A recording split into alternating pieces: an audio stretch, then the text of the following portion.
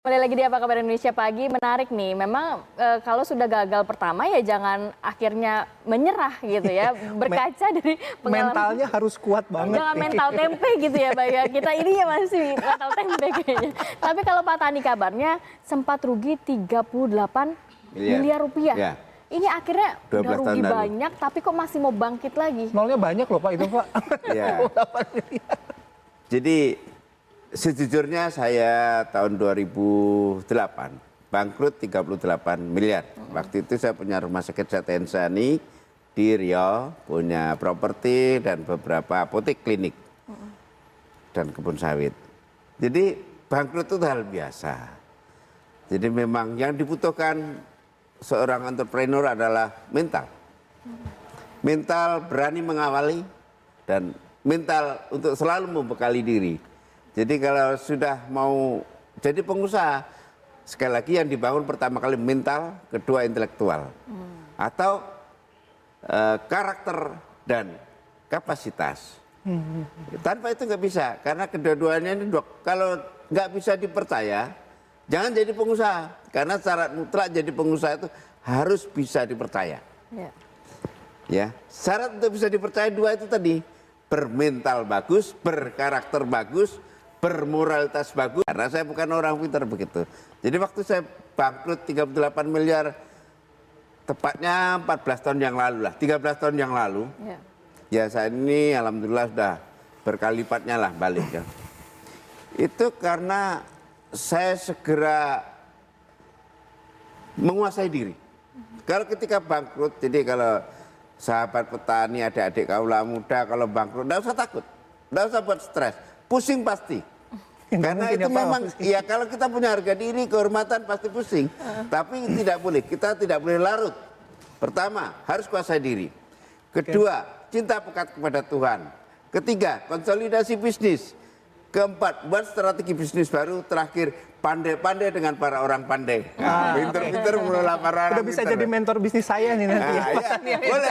Ya. Jadi saya suka Mas Bayu. Saya terus terang aja, mimpi saya itu kepingin melahirkan para pengusaha muda sebanyak mungkin.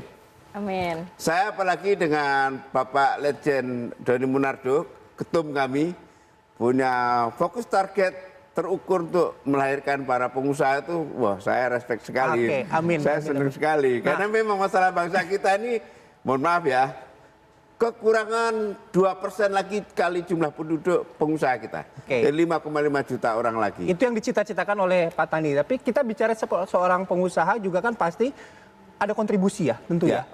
Tidak hanya bagi diri sendiri, keluarga, tapi kan bagi ingin dikejar yang sudah dicapai, terutama dalam kaitannya dengan rekan-rekan di PPAD ya, atau purnawirawan di Angkatan Darat. Ini gimana konsepnya?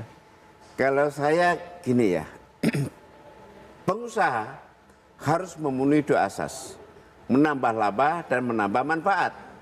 Ketika tidak dua-duanya paralel berjalan, pasti akan berhenti usahanya. Itu harus punya dua komitmen jalan. Lapangan pekerjaan tercipta. Ya, terus kedua, saya ya sudah ratusan orang bibir sumbing operasi katarak gratis karena saya. Tidak perlu. Beasiswa rutin. Ya, terus lapangan pekerjaan sekarang tiap bulan rata-rata gajian 700 juta. Ini yang pajaknya tentu beda dengan saya tidak punya usaha.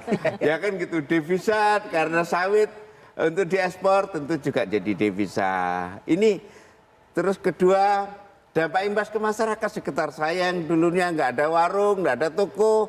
Karena kehadiran saya punya warung, punya toko, punya truk, saya rental.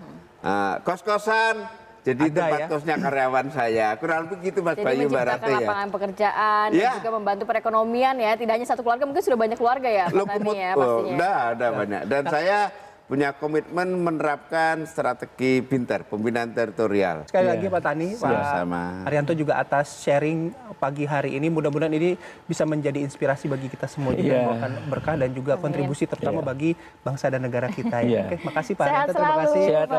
Pak Tani, makasih. Habis ini kita mau keliling pakai bus Haryanto keliling Pulau Gadungnya, ada duren. Langsung lihat duren ya. Saya anak muda supaya pada gemar. Kita harus semangat. Tidak usah Baik, lagi. Pak Tani makasih sekali lagi. Pak Ridho terima Sama-sama. kasih, sehat selalu ya. Ya.